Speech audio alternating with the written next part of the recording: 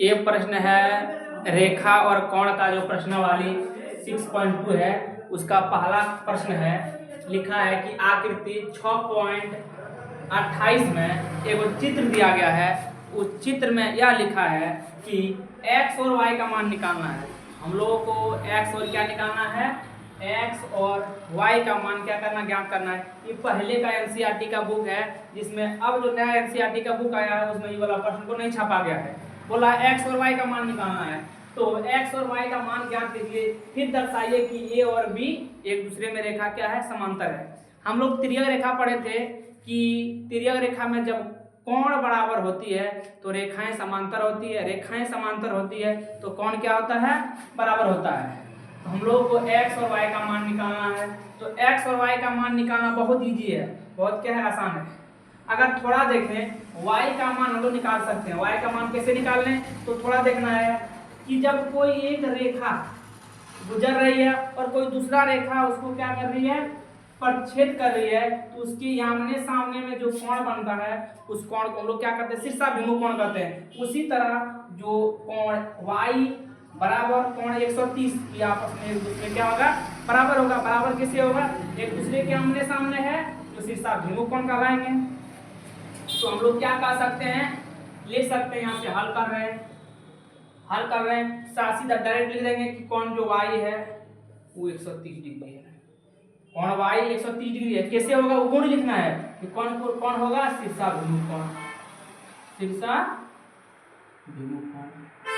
अब तो हम लोग y का मान निकाल लेंगे, y का मान कितना निकालनी है, 130 डिग्री।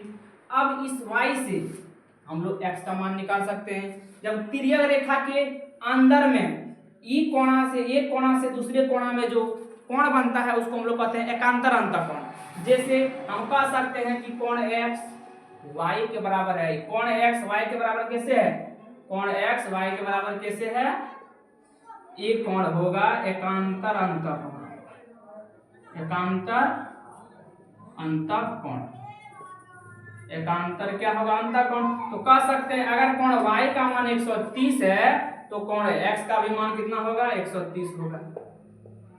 कोण x का भी मान कितना निकालें, 130 निकालें। अब जांच लेते हैं, कोण x का भी मान हम लोग यहाँ से निकाल सकते थे।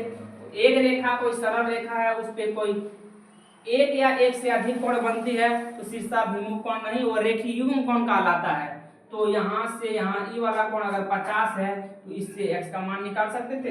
पूरे कोण का मान 180 होता, तो 180 में अगर 50 घटा देते कितना आता, 130 आता। तो कोण x का मान कितना निकाल लिए, 30 निकाल लिए, 130 निकाल लिए, y का मान भी उतना हो गया। अब इसमें क्या बोला गया है कि रेखा AB और CD को क्या दिखाना, समांतर दिखाना।